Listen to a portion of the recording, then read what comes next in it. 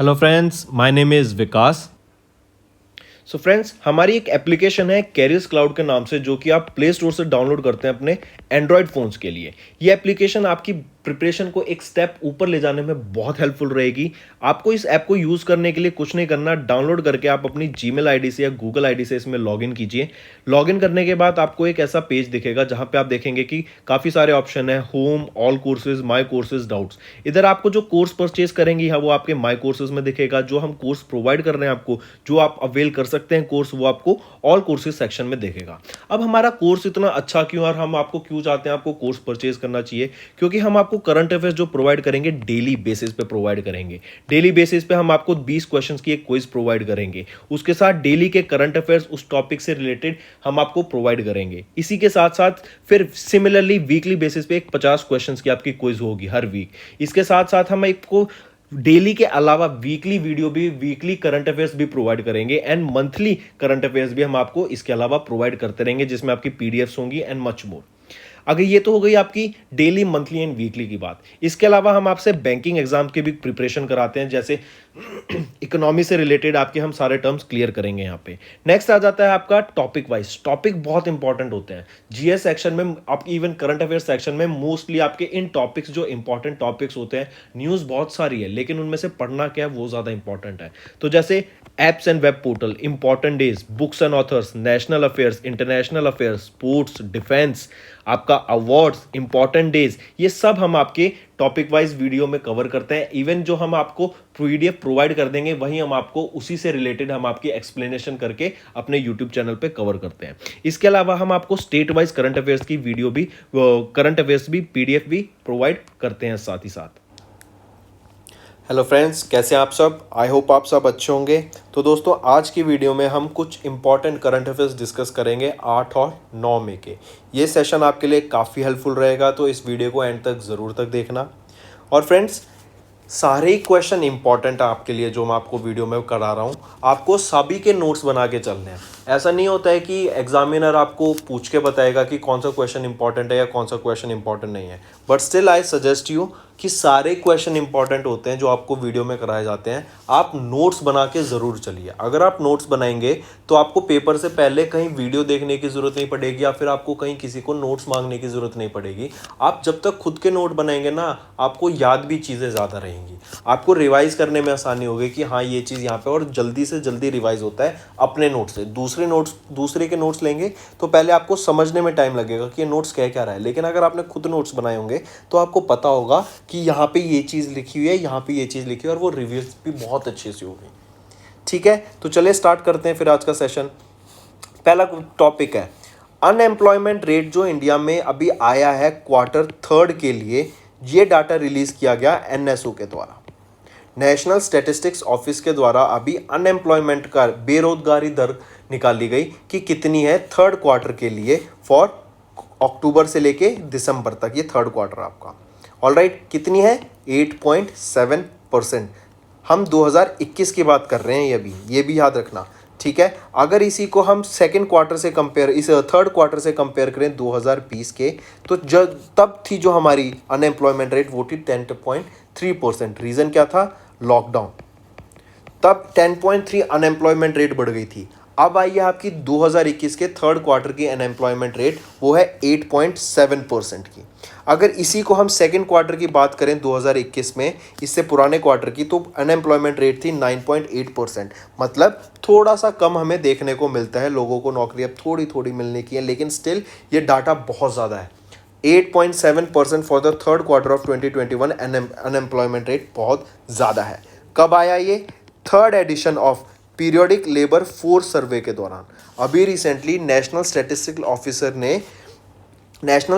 Office ने Periodic Labour Force Survey निकाला था, जिसका 13th एडिशन था ये। उसमें बताया गया कि जो अनएम्प्लॉयमेंट रेट है 3rd क्वार्टर के लिए 2021 की, वो कितनी है? 8.7%। और इससे एक क्वार्टर पिछले की 10.3%, 9.8% थी, और 3rd क्वार्टर 2020 की थी 10.3%। फीमेल्स का डाटा देखें तो 10.5% इन 3rd क्वार्टर ऑफ 2021, जो कि सेम टाइम पीरियड में for the 3rd quarter of 2020 में थी 13.1%, और 2nd क्वार्टर में 2021 के कितना है? 11.6%। परसेंट की। तो नॉर्मल एवरेज से देखा जाए तो वीमेन ज़्यादा अनएम्प्लॉयमेंट अभी डाटा शो कर रहा है। ये डाटा किसके द्वारा? एनएसओ के द्वारा निकाला गया। एनएसओ ने क्या निकाला था? 13th edition of Periodic Labour Force Survey, जिसमें ये डाटा निकाला गया। फिर क्वेश्चन अगर आपसे पूछा जाए कि अभी किस इंस्टीट्यूशन ने पीरियोडिक लेबर फोर्स सर्वे को निकाला इन इंडिया, किसके द्वारा निकाला गया था? एनएसओ के द्वारा। पीरियोडिक लेबर फोर्स सर्वे का कौन सा एडिशन था? 13th एडिशन था। अनएम्प्लॉयमेंट Q3 के लिए इंडिया में 2021 के लिए कितनी परसेंट आई? 8.7%। चलिए नेक्स्ट पे आते हैं। नेक्स्ट हम बात करेंगे Indian Coast Guard. Indian Coast Guard के द्वारा अभी दूसरा एडवांस लाइट हेलीकॉप्टर MK3 या एडवांस लाइट हेलीकॉप्टर MK3 को कमीशन करा गया। ये सेकेंड हेलीकॉप्टर था। कहाँ पे कमीशन किया गया? ये आपका केरला में। केरला में भी कहाँ पर? कोची में इसको कमीशन किया गया इंडियन कोस्ट गार्ड के द्वारा। I repeat, Indian Coast Guard के द्वारा एडवांस लाइट हेलीकॉप्टर MK3 इनको कमीशन करा गया। कहाँ पर? केरला में। केरला में कहाँ पर? कोची में। फिर क्वेश्चन पूछ लूँ मैं आपसे ज़रा, एडवांस लाइट हेलीकॉप्टर किन के द्वारा बनाया गया है? किस ऑर्गेनाइजेशन के द्वारा बनाया गया है? हिंदुस्तान एरोनॉटिक्स लिमिटेड के द्वारा इन एडवांस लाइट हेलीकॉप्टर को बनाया जाएगा। तो क्या क्या चीज़ याद रखनी है? किन्होंने कमीशन किया है? इंडियन कोस्ट गार्ड ने। कहाँ पे? केरला, कोची में इसको कमीशन किया। किसको कमीशन किया? एडवांस लाइट हेलीकॉप्टर MK3 को कमीशन किया। चौथा किसके द्वारा बनाया गया है? ये हिंदुस्तान एरोनॉटिक्स लिमिटेड के द्वारा इसको बनाया गया है। और व्यक्ति का नाम पूछे तो याद रखना, डायरेक्टर जनरल वीरेंद्र सिंह पठानिया जी के द्वारा इसको कमीशन किया गया था। इसके साथ साथ 4 हेलीकॉप्टर्स है विद पोजीशन केरला में, ताकि जो एंटायर कोस्ट है केरला, कर्नाटक और लक्षद्वीप की, इसको सेव किया जा सके, इसको कवर किया जा सके। ये जो स्क्वाड्रन में जिसको एडवांस लाइट हेलीकॉप्टर को कमीशन किया गया, जिस स्क्वाड्रन में, उसको लेड करते हैं कौन? कमांडेंट कुणाल नायक। इनके अंडर 9 ऑफिसर और 35 मैन है। ठीक है, ये जो है it will be helpful in aid in search and rescue operations and long range maritime surveillance में इसकी काफ़ी हेल्प रहेगी। और की पॉइंट अभी हम देख ही चुके हैं किन के द्वारा डेवलप किया गया है? बेंगलोर और Karnataka based Hindustan aeronautics limited hall के द्वारा इस एडवांस लाइट हेलीकॉप्टर MK3 को बनाया गया है। चलिए क्वेश्चन पूछता हूं फिर मैं आपसे, किस कंपनी ने अभी रिसेंटली डिजाइन किया इंडिया का पहला रीजनल रैपिड ट्रांजिट सिस्टम? पहला इंडिया का रीजनल रैपिड ट्रांजिट सिस्टम किसके द्वारा डेवलप किया गया? किस ऑर्गेनाइजेशन के साथ? इसी के साथ साथ अगर मैं आपसे पूछ लूं कहां से लेके कहां तक बनाने की बात की गई इसको? दिल्ली से मेरठ तक first regional rapid transit system. और कौन बनाएगा इसको? ऑलस्टॉम, ALSTOM, ये ऑर्गेनाइजेशन है जो इंडिया का पहला रीजनल रैपिड ट्रांजिट सिस्टम बनाएगी। कहां से लेके कहां तक? दिल्ली से लेके मेरठ तक। इसी के साथ साथ याद रखना, इंडिया की पहली semi high speed regional train की जो स्पीड होगी ना, can move passengers at the speed of 180 kilometres per hour. चलिए नेक्स्ट हम बात करेंगे IRCTC की भारत गौरव टूरिस्ट ट्रेन के बारे में। नाम याद रखना, भारत गौरव टूरिस्ट ट्रेन। ये अभी रिसेंटली एक ट्रेन लॉन्च की गई है स्वदेश दर्शन स्कीम के अंडर। स्वदेश दर्शन स्कीम आपकी 2014-15 के में लॉन्च की गई थी। रीज़न क्या था कि इंडिया का टूरिस्ट सेक्टर को बढ़ावा देना, इंडिया में टूरिज्म को बढ़ावा देने के लिए स्वदेश दर्शन स्कीम को लॉन्च किया गया था। तो इसी के अंदर अभी रिसेंटली जून 21, 2022 को एक ट्रेन लॉन्च की जा रही है, भारत गौरव टूरिस्ट ट्रेन। ये टूरिस्ट 17 नाइट्स 18 डेज का एक पूरा पैकेज समझिए इसको रहेगा, जिसके अंदर रामायण सर्किट को पूरा किया जाएगा। रामायण सर्किट के अंदर ही एक टेंपल आता है लॉर्ड श्री राम का, जो कि राम जानकी टेंपल है। कहाँ पर? जनकपुर, जो कहाँ पर लोकेटेड रहेगा? नेपाल में। अब ये इंपॉर्टेंट क्यों बन जाता है राम जानकी टेंपल? ये क्योंकि जनकपुर में लोकेटेड है, नेपाल में। तो अब क्वेश्चन कैसे बनेगा आपके लिए कि इंडिया की वो पहली ट्रेन कौन सी है जो कि जिसका एक स्टेशन होगा दूसरी कंट्री में, जिसका स्टेशन होगा दूसरी कंट्री में। वो कौन सी कंट्री है? वो है नेपाल। ट्रेन कौन सी है? वो भारत गौरव टूरिस्ट ट्रेन। और कहाँ पर होगा वो दूसरा स्टेशन आउटसाइड इंडिया? वो है जनकपुर में। ठीक है, तो रामायण सर्किट को पूरा करने के लिए भारत गौरव टूरिस्ट ट्रेन को जनकपुर नेपाल में जाना पड़ेगा। तो ये पहला स्टेशन होगा इस ट्रेन का जो कि आउटसाइड इंडिया है। ट्रेन को अभी जून में लॉन्च किया जाएगा। ऑलराइट, एंड इसी के साथ साथ जैसे मैंने बताया क्या क्या क्वेश्चन बन सकता है आपका कि स्वदेश दर्शन स्कीम क्या है, टूरिज्म को बढ़ावा देने के लिए जो स्कीम लॉन्च की गई थी ministry of tourism and culture के द्वारा 2014-15 में, वो आपकी ये स्कीम है, उसके अंडर ये सर्किट बनाने की बात की गई, क्योंकि हमें टूरिज्म को बढ़ावा देना है। तो टूरिज्म को कैसे बढ़ावा देंगे, अलग अलग जो स्पेशलिटी हमारे देश की वो दिखाकर। ठीक है, तो दो चीज याद रखनी होगी, दो तीन चीज यहां से। क्या जनकपुर कहां पर है, नेपाल में। यहां पर क्या होगा, पहला रेलवे स्टेशन जो आउटसाइड इंडिया है। कौन सी ट्रेन का, भारत गौरव टूरिस्ट ट्रेन। ये किसके अंडर लॉन्च की जा रही है, आपका स्वदेश दर्शन स्कीम के, ताकि रामायण सर्किट पे जब ये चलेगी 17 डेज और 17 नाइट्स 18 डेज की पूरा सर्किट होगा, उसको विजिट करते वक्त ये एक स्टेशन पे जाएगी जो कि नेपाल में है, जनकपुर में। चलिए नेक्स्ट पे आते हैं। नेक्स्ट हम बात करेंगे रेलवे प्रोटेक्शन फोर्स की। हम ट्रैफिकिंग की बात करेंगे और बात करेंगे बचपन बचाओ आंदोलन की। अभी रिसेंटली रेलवे प्रोटेक्शन फोर्स ने एक एमओयू साइन किया, या फिर आप कह सकते हैं इनके बीच में एक टाई अप हुआ, एक अंडरस्टैंडिंग डेवलप की गई एमओयू साइन करके कि हमें ट्रैफिकिंग को इंडिया में रोकना है। ट्रैफिकिंग क्या होता है, जो लोगों को बेचा जाता है कि वहाँ पे उनका लेबर करेंगे, उनको लेबर में लगा देंगे, लेबर्स को इधर उधर बेचा जाता है। लोगों की खरीद को रोकने के लिए, खरीद बेच को रोकने के लिए उसको ट्रैफिकिंग कहते हैं। ठीक है, कि खरीद बेच हो रही है वो ट्रैफिकिंग हो गई। उसको रोकने के लिए एक एमओयू साइन किया गया। रेलवे प्रोटेक्शन फोर्स ने किसके साथ ये साइन किया, बचपन बचाओ आंदोलन, जिसको हम एसोसिएशन फॉर वॉलंटरी एक्शन भी कहते हैं। ठीक है, इनके द्वारा ये एमओयू साइन किया गया था ट्रैफिकिंग को इंडिया में रोकने के लिए, ट्रैफिकिंग की समस्या को रोकने के लिए। अगर रेलवे प्रोटेक्शन फोर्स के एफर्ट्स की बात करें तो याद रखना इन्होंने 2018 से काफ़ी हेल्प की है लोगों की, बच्चों को काफ़ी बचाया है। एंड अराउंड 50,000 छोटे बच्चों को अंडर ऑपरेशन नन्हे फरिश्ते इन्होंने ट्रैफिकिंग से बचाया है, एक जगह से दूसरी जगह खरीदने बिकने से बचाया है। ठीक है, ये बहुत अच्छा काम है। उनको फिर प्रॉपर गाइडेंस दी जाती है, उनको आगे भविष्य में एजुकेशन प्रोवाइड की जाती है, उनको अपने पैरों पे खड़ा किया जाता है।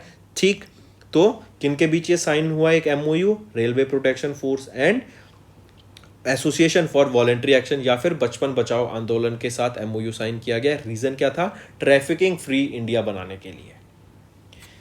नेक्स्ट पे आते हैं जरा। नेक्स्ट पे हम बात करेंगे अभी recently Equitas small finance bank का मर्जर हो रहा है इक्विटास होल्डिंग के लिए। इनके मर्जर को नो ऑब्जेक्शन सर्टिफिकेट किस ऑर्गेनाइजेशन के द्वारा दिया गया, आपको ये क्वेश्चन याद रखना है। अभी आरबीआई, अभी मर्जर हो रहा है इक्विटास स्मॉल फाइनेंस बैंक का इक्विटास होल्डिंग के साथ, एनओसी होता है आपका, नो ऑब्जेक्ट सर्टिफिकेट दिया गया किसके द्वारा। अगर Equitas small finance bank limited की बात करें, एमडी एंड सीईओ हैं वासुदेवन पठांगी नरिशमन जी। कब इस्टेब्लिश किया गया, 2016 में। हेडक्वार्टर का है चेन्नई तमिलनाडु में, और टैगलाइन क्या है, इट्स फन बैंकिंग। नेक्स्ट हम बात करेंगे डिजिटल ब्रोकिंग सॉल्यूशन की। ई ब्रोकिंग नाम से इन्होंने एक डिजिटल बैंकिंग सॉल्यूशन निकाला। किस बैंक ने निकाला गया, एक public sector bank Indian bank के द्वारा इसको निकाला गया। ये जो ई बैंक ब्रोकिंग का एक सॉल्यूशन इन्होंने निकाला, ये जो स्कीम निकाली, ये फैसिलिटी है।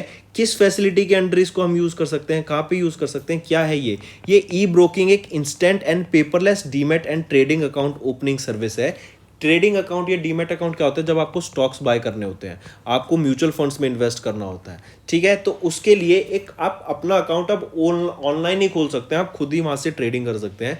ये फैसिलिटी, ई ब्रोकिंग की फैसिलिटी कहां पे प्रोवाइड की गई, इन्होंने अपनी बैंक की मोबाइल एप्लीकेशन जो कि है इंडो ASIS, इस पे इस फैसिलिटी को, ई ब्रोकिंग फैसिलिटी को प्रोवाइड करा गया। तो क्वेश्चन क्या बन रहा है, ये ई ब्रोकिंग फैसिलिटी को प्रोवाइड करने वाला कौन बन गया है, डिजिटल ब्रोकिंग सॉल्यूशन को थ्रू ई ब्रोकिंग अपना खुद ही अकाउंट ऑनलाइन खुलवा सकते हैं आप। कौन प्रोवाइड कर रहा है, इंडियन बैंक। कहां पे प्रोवाइड कर रहा है, इंडो ASIS जो इनकी मोबाइल एप्लीकेशन है वहां पे इसको प्रोवाइड कर रहा है। ठीक है, वहीं पर ये अपने कस्टमर्स को गाइड करेंगे, उनको बताएंगे कि आप अपना KYC कैसे करा सकते हैं, कैसे आप अपना डीमैट अकाउंट या फिर अपना प्रॉपर ट्रेडिंग अकाउंट कैसे खुलवा सकते हैं।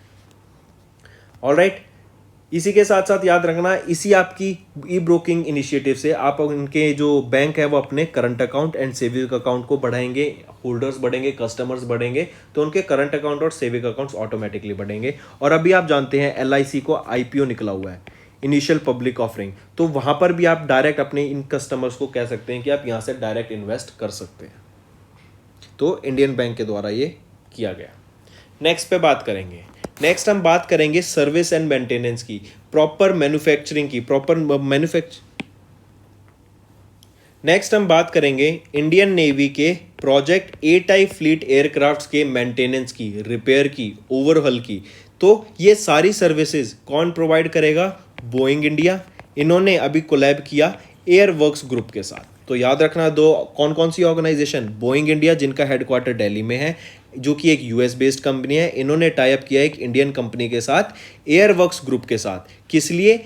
एमआरओ सर्विस डिलीवर करने के लिए। एमआरओ सर्विस क्या होती है? Maintenance, repair and overall services. जो आपके बड़े बड़े एयरक्राफ्ट होते हैं उनको रिपेयरमेंट तो चाहिए, बड़े बड़े क्या, कोई भी एयरक्राफ्ट होगा आपका उसको मेंटेनेंस चाहिए, उसको रिपेयर करना पड़ता है। कोई प्रोजेक्ट या कोई भी पार्ट उसका खराब हो गया, किसी चीज़ को ऑयलिंग चाहिए, पेच कसने के लिए, सारी मेंटेनेंस होती हैं। ठीक है, जैसे आपकी गाड़ी को मेंटेनेंस चाहिए क्योंकि अगर वो रनिंग में डेली, तो ऑयल भी चाहिए होगा उसके वेरियस पार्ट को। ठीक है, प्रॉपर नट्स भी टाइट होने चाहिए। तो ये सारी चीज़ों के लिए अभी बोइंग इंडिया ने टाई अप किया इंडियन कंपनी एयरवर्क्स के साथ, ताकि maintenance, repair, overhaul, MRO service provide की देने के लिए इंडियन एवी के पीए टाइप मैरीटाइम पेट्रोल एयरक्राफ्ट की फ्लीट को।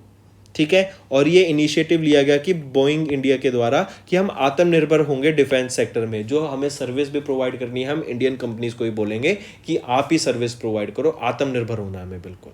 अगर एयरवर्क्स की बात करें, 1951 में इसको इस्टेब्लिश करा गया था और ये इंडिया की biggest independent MRO service provider है। 27 सिटीज़ में है ये इंडिया में। इनके मैनेजिंग डायरेक्टर एंड सीईओ की बात करें तो आनंद भास्कर। हेडक्वार्टर कहाँ पे रहेगा? गुरुग्राम, हरियाणा में। नेक्स्ट हम बात करेंगे एक जॉइंट वेंचर की, एक्साइड एंड लेशलांस। ये एक स्विट्जरलैंड की कंपनी है। इन दोनों के बीच में एक जॉइंट वेंचर हुआ जिसका नाम है नेक्स्ट चार्ज। नेक्स्ट चार्ज ने अभी इंडिया के largest lithium ion battery plant में प्रोडक्शन को स्टार्ट कर दिया है। आई रिपीट, कहाँ पर है इंडिया का largest lithium ion battery plant? ये है गुजरात में। और किस कंपनी ने यहाँ पे प्रोडक्शन स्टार्ट कर दिया है? वो है नेक्स्ट चार्ज। ठीक है, इसी के साथ साथ अगर हम एनर्जी सेक्टर से रिलेटेड बातें कर रहे हैं तो आपको कुछ एनर्जी रिलेटेड ही क्वेश्चंस पता होने चाहिए जो हम काफ़ी टाइम से डिस्कस कर रहे हैं। सबसे पहला था इंदौर एमपी का। इंदौर एमपी में 2 प्लांट स्टार्ट किए गए थे। पहला था गेल के द्वारा, गैस अथॉरिटी इंडिया लिमिटेड के द्वारा। ये क्या था? Hydrogen blending with natural gas. दूसरा क्या था? एशिया का लार्जेस्ट बायो सीएनजी प्लांट। क्या नाम था इस एशिया के लार्जेस्ट बायो सीएनजी प्लांट का? ये है गोबर्धन। ठीक है, कहां पर है? और ये दोनों इंदौर एमपी में हैं दोनों। यहां पर एक चीज और थी, अगर मैं बात करूं इंडिया का पहला pure green hydrogen making plant कहां पे सेटअप किया जा रहा है? किसके द्वारा? ऑयल के द्वारा, ऑयल इंडिया लिमिटेड के द्वारा। कहां पर सेटअप किया गया इसको? जोरहट में। जोरहट कहां पर है? असम में। ठीक है, और वापस आए तो नेक्स्ट चार्ज अभी इन्होंने प्रोडक्शन स्टार्ट कर दिया है इंडिया के largest lithium ion battery plant पे, जो कि कहाँ पर है? गुजरात में। इसी के साथ साथ अगर आपको याद हो सेमिकॉन इंडिया, सेमीकंडक्टर की मैन्युफैक्चरिंग हब बनाने के लिए इंडिया को सेमिकॉन इंडिया कंडक्ट कराया गया था। कहाँ पर? बेंगलोर में। और किन्होंने इनॉग्रेट किया था इस इवेंट को? प्राइम मिनिस्टर नरेंद्र मोदी के द्वारा इसको इनॉग्रेट किया गया था। नेक्स्ट हम बात करेंगे रिलायंस इंडस्ट्रीज लिमिटेड की। 2 क्वेश्चन बनेंगे यहां से। पहला क्वेश्चन, वो पहली कंपनी कौन सी है जिन्होंने एक, पहली इंडियन कंपनी कौन सी है? फर्स्ट इंडियन कंपनी जिन्होंने मार्केट कैप क्रॉस की ऑफ $250 बिलियन। $250 बिलियन की मार्केट कैप क्रॉस करने वाली वो कंपनी कौन बन गई है? Reliance industries limited. और इन्हीं के साथ साथ जो दूसरा क्वेश्चन बनेगा वो कौन है? वो पहली इंडियन कंपनी कौन सी है जिन्होंने अपना रेवेन्यू क्रॉस किया $100 बिलियन का? दोनों कंपनी कौन सी है? Reliance industries limited. कितना रेवेन्यू रहा है? इंक्रीज दिखा फिस्कल ईयर 2022 में हमें 47% का, जो कि है 7.9 लाख करोड़।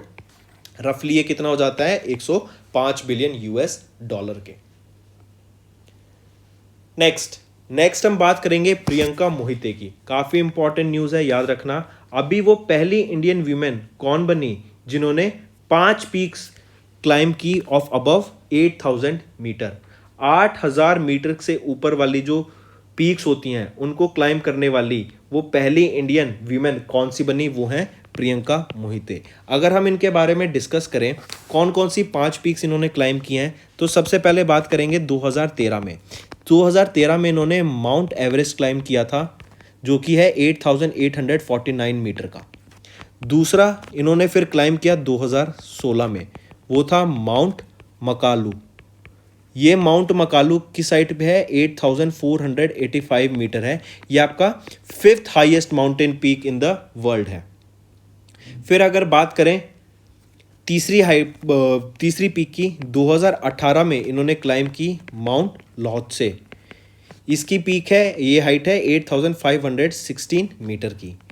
चौथी आ जाती है फिर आपकी 2021 में इन्होंने क्लाइम किया, वो है माउंट अन्नपूर्णा। माउंट अन्नपूर्णा की हाइट है 8091 मीटर। और अभी रिसेंटली 2022 में इन्होंने क्लाइम किया माउंट कंचनजंगा, जिसकी हाइट है 8586 मीटर। इससे अब ये पहली महिला बन गई हैं to scale 5 peaks above 8000 metre. Next हम बात करेंगे एन नारायण की। इनको अभी पार्ट टाइम चेयरमैन अपॉइंट किया गया है द सिटी यूनियन बैंक का। क्वेश्चन आएगा सिंपल डायरेक्ट कि सिटी यूनियन बैंक के अभी पार्ट टाइम चेयरमैन कौन बने? एन नारायण। कितने टाइम के लिए बने? 2 साल के लिए इनको पार्ट टाइम चेयरमैन बनाया गया है आपका एम नारायण को। ठीक है, किन के द्वारा अप्रूवल दिया गया? ये आरबीआई के द्वारा। मूविंग ऑन, नेक्स्ट हम बात करेंगे इंडियन नेवी अभी रिसेंटली प्लान कर रही है GSAT-2 GISAT-2 या फिर EOS-5, एक ही या फिर इनको एक ही नाम से जाना जाता है, इस सैटेलाइट को एक्वायर करने की टू बूस्ट कैपेबिलिटी और सिक्योरिटी रीजन से in the Indian Ocean region. ठीक है, वहां पर अपना सिक्योरिटी को बढ़ाने के लिए, अपने नेटवर्क वारफेयर कम्युनिकेशन सिस्टम को इनको बूस्ट देने के लिए इंडियन नेवी ने प्लान कर रही है कि एक्वायर करें हम एक डेडिकेटेड अर्थ इमेजिंग सैटेलाइट जो है GISAT-2। ये है जियो इमेजिंग सैटेलाइट। ठीक है, जी से जियो, आई से इमेजिंग और सेट आपकी सैटेलाइट। इसको हम EOS-5 भी बोलते हैं और इसी साल इसको लेने की बात की जा रही है। इसको लॉन्च किया जाएगा यूजिंग GSLV F12। GSLV क्या होता है? जियो सिंक्रोनस सैटेलाइट लॉन्च व्हीकल की मदद से इसको लॉन्च किया जाएगा। इसी के साथ साथ अगर हम इसकी बात करें तो याद रखना, ये इस तरीके से बनाई गई है सैटेलाइट की आपको रियल टाइम इमेज प्रोवाइड करेगी ऑफ अ लार्जर एरिया जो हमें जिसकी ज़रूरत है। जैसे मान लो हमें पाकिस्तान या फिर चाइना की हमें कोई एक्टिविटी दिख रही है, किसी एरिया में पेंगोंग लेक में चाइना की एक्टिविटी दिख रही है, तो उस एरिया में हमें उस एरिया की प्रॉपर सैटेलाइट इमेजेस मिलती रहे एट फ्रीक्वेंट इंटरवल, कंटिन्यूसली, बिना किसी ब्रेक के या बिना किसी ज़्यादा टाइम डिले के। इसलिए ये सैटेलाइट को लॉन्च करने की बात की गई, एक्वायर करने की बात की गई इंडियन नेवी की। अब इंडियन नेवी वहाँ पे तो देखेगी नहीं, इंडियन नेवी कहाँ देखेगी? या तो श्रीलंका में देख रही है, म्यांमार की तरफ देख रही है, मालदीव्स में वहाँ देख रही है, कोई सिक्योरिटी इशू तो नहीं है। बांग्लादेश की तरफ से, बांग्लादेश का पूरा एरिया, आपका पूरा ईस्टर्न घाट, वेस्टर्न घाट, इंडियन ओशन, अरेबियन ओशन, आपका बे ऑफ बंगाल, यहाँ पर प्रॉपर हमें इमेज मिलती रहे एरियाज़ की जो हमें देखने हैं कि वहाँ पे कोई किसी एनिमी शिप की या फिर किसी भी एनिमी या फिर अनवांटेड शिप का कोई एंट्री तो नहीं देखने को मिल रहा है हमें, for security reasons obviously. In the Indian Ocean region की हमने बात ही की है। नेक्स्ट हम बात करेंगे खेलो इंडिया यूनिवर्सिटी गेम्स की। 3-4 चीज़ें फिर से याद रखनी है हमें। खेलो इंडिया यूनिवर्सिटी गेम्स कहाँ पे हुए थे? कर्नाटका में हुए थे। ठीक है, कौन सा एडिशन था? 2nd एडिशन था खेलो इंडिया यूनिवर्सिटी गेम्स का, जो कि कर्नाटका में हुए। और जीतने वाली कौन सी यूनिवर्सिटी बनी? वो है जैन यूनिवर्सिटी। आई रिपीट, पहली चीज़ क्या याद रखनी है? खेलो इंडिया यूनिवर्सिटी गेम्स कहाँ पे हुए थे? ये आपके कर्नाटका में हुए थे। कौन सा एडिशन था इनका? दूसरी चीज़ 2nd एडिशन था इनका। कौन जीता? तीसरी चीज़ कौन सी यूनिवर्सिटी? जैन यूनिवर्सिटी टॉप पे रही आपकी। फिर इसी के साथ साथ आपको याद रखना है चौथी चीज़ कि मैस्कॉट क्या था खेलो इंडिया यूनिवर्सिटी गेम्स का? वो था वीरा। वीरा क्या है? एक एलिफेंट है। ये आपका लोगो था या मैस्कॉट था खेलो इंडिया यूनिवर्सिटी गेम्स का। अगर जैन यूनिवर्सिटी की बात करें तो टोटल 32 मेडल्स इन्होंने जीते, जिसमें से 20 गोल्ड थे, 7 सिल्वर थे और 5 ब्रॉन्ज थे। फिर अगर मैं क्वेश्चन पूछूं, what is the mascot of the 4th Khelo India university games? 4th Khelo India university games के मैस्कॉट बताओ। हो गया ना कंफ्यूज? यहाँ पे तो मैंने आपको पहले बताया है खेलो इंडिया यूनिवर्सिटी गेम्स, जिसका 2nd एडिशन का मैस्कॉट था क्या? वीरा। वो तो वीरा था 2nd एडिशन का खेलो इंडिया यूनिवर्सिटी गेम्स का। मैं पूछ रहा हूं खेलो इंडिया यूथ गेम्स का मैस्कॉट। देखो, 4th addition of Khelo India youth games कहाँ पे हुए थे? हरियाणा में हुए थे। ठीक है, कब? अभी होंगे, हुए नहीं थे, होंगे। 21 से 25 जून है शायद, जितना मेरे को याद है। 21 से 25 जून के बीच में, 13 से 25 जून के बीच में ये गेम्स होंगे। और चीज़ याद रखना, 21 से 25 के बीच में नहीं, ये आपके होंगे 4 से लेके 13 जून के बीच में। ठीक है, क्या क्या नाम रहेगा और इस मैस्कॉट का? धाकड़। ठीक है, 4th खेलो इंडिया यूथ गेम्स का जो मैस्कॉट है वो है धाकड़, हरियाणा में होंगे और इसका 4th एडिशन था। और इससे पहले वीरा किसका था? खेलो इंडिया यूनिवर्सिटी गेम्स के, जिसका 2nd एडिशन का हुआ कर्नाटका में। जीता कौन? जैन यूनिवर्सिटी। नेक्स्ट हम बात करेंगे संतोष ट्रॉफी। किस स्पोर्ट से रिलेटेड है संतोष ट्रॉफी? फुटबॉल से रिलेटेड है। अभी रिसेंटली संतोष ट्रॉफी को जीतने वाली कौन सी स्टेट बनी? केरला बनी। किनको हरा के? वेस्ट बंगाल को हरा के। केरला का ये 7th टाइटल रहेगा। केरला का मतलब 7th संतोष ट्रॉफी का ये टाइटल रहेगा। और कौन सा एडिशन था संतोष ट्रॉफी का इस बार? 75वां एडिशन हमने ऑब्जर्व किया संतोष ट्रॉफी का।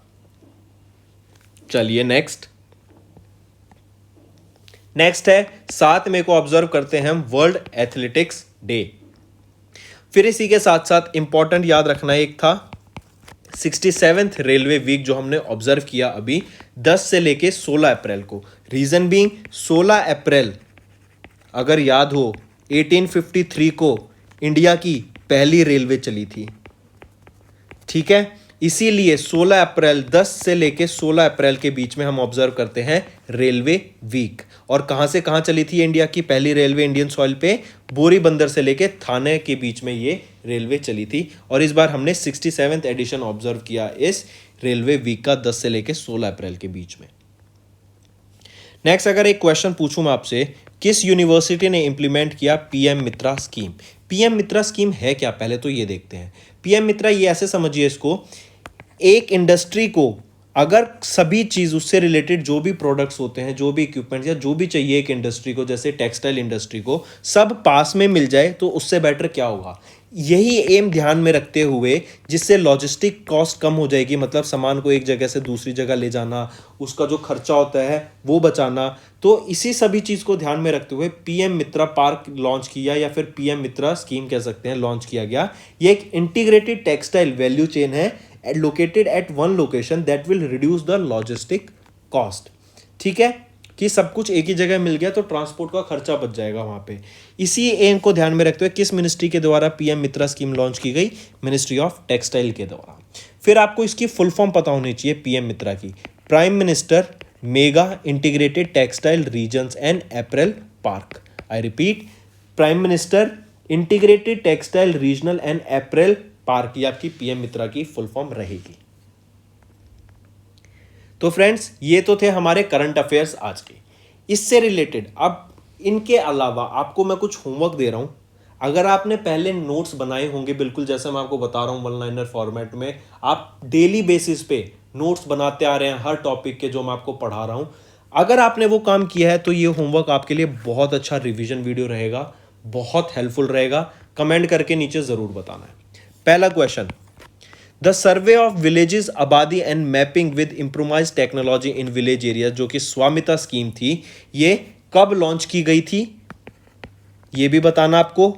और इसका अभी कौन सी एनिवर्सरी ऑब्जर्व की गई? 24 अप्रैल 2022 को। ये 2 क्वेश्चन नीचे बताना इससे रिलेटेड। फिर नेक्स्ट बताना है आपको, which company recently became the largest FMCG company? India की सबसे बड़ी एफएमसीजी कंपनी कौन बन गई? इन्होंने पहले जो थी हिंदुस्तान यूनिलीवर लिमिटेड, उसको रिप्लेस कर दिया। अब इंडिया की लार्जेस्ट एफएमसीजी कंपनी कौन सी बन गई है?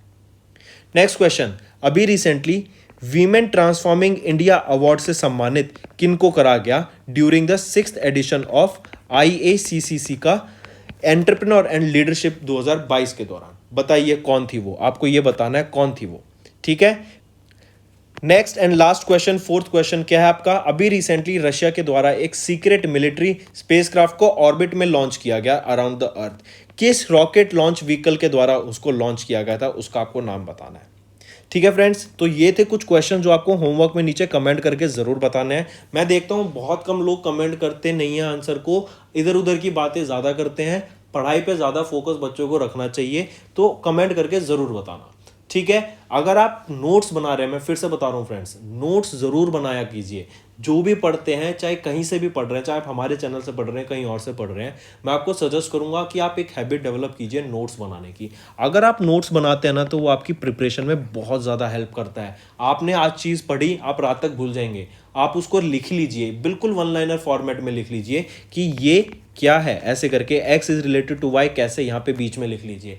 इससे क्या होगा, जब आप उसको एक महीने बाद भी, चलो रिवाइज करना, आपका 1.5-2 महीने बाद पेपर है, उससे पहले जब आप अपने रिवाइज करने बैठेंगे तो ये चीज़ें बहुत अच्छे से रिवाइज हो जाएंगी। जब मैं आपको मंथली वीडियो कराता हूँ, वीकली वीडियो कराता हूँ, तो वो नोट्स अपने पहले वीडियो देखने से पहले 20 मिनट लगेंगे, 10 मिनट लगेंगे, आप उसको एक बार रिवाइज कर लीजिए।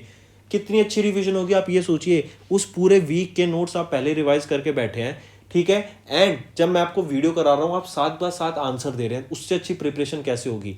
मैथ, अगर आपको मैं मंथली वीडियो पढ़ा रहा हूँ, मंथली वीडियो में क्या होगा, मंथली वीडियो में पूरे नोट्स जो आपके मंथ के हैं वो रिवाइज करो, और उसके बाद जब जब मैं क्वेश्चन देता हूँ, जब जब मैं बीच में एक्स्ट्रा इन्फॉर्मेशन प्रोवाइड करता हूँ, साथ साथ आंसर करके देखना, कितनी अच्छी रिवीजन होगी, चीज़ें ज़्यादा याद रहेंगी और बहुत अच्छे से याद रहेंगी। फिर आप सब बोलेंगे कि थैंक यू विकास सर। तो फ्रेंड्स, ये थी हमारी वीडियो। अगर आपको आज हमारी वीडियो से कुछ ना कुछ सीखने को मिला है तो जल्दी से जाइए और हमारे चैनल को सब्सक्राइब कर दें और इस वीडियो को लाइक कर दें। और फ्रेंड्स, अगर आपको हमारे कंटेंट से रिलेटेड या फिर हमारे कोई ऐप से इशू आ रहा है, कोई भी आपको प्रॉब्लम है, तो आप हमारी जीमेल आईडी जो कि है support@affairscloud.com या फिर हमारा नंबर 9677333862 पर कॉन्टैक्ट कर सकते हैं, एंड हमारी टीम जल्दी से जल्दी आपके इशू को रिजॉल्व करने में आपकी सहायता करेगी। So take care.